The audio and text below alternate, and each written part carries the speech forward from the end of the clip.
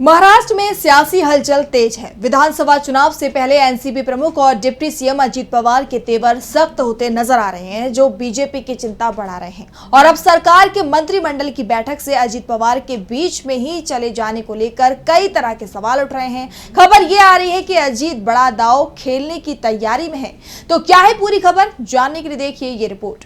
Maharashtra NDA में दूरियां बढ़ती नजर आ रही है। चर्चा ये चल रही है कि डिप्टी सीएम अजित पवार जल्दी ही एनडीए को बड़ा झटका देने की तैयारी में है। दरअसल बीते कुछ वक्त से लगातार अजित पवार बीजेपी हाईकमान को चुनौती देते दिखाई दे रहे हैं। शिंदे गुट के साथ कई मुद्दों पर अजित गुट की तीखी बयानबाजी भी दिखाई दी।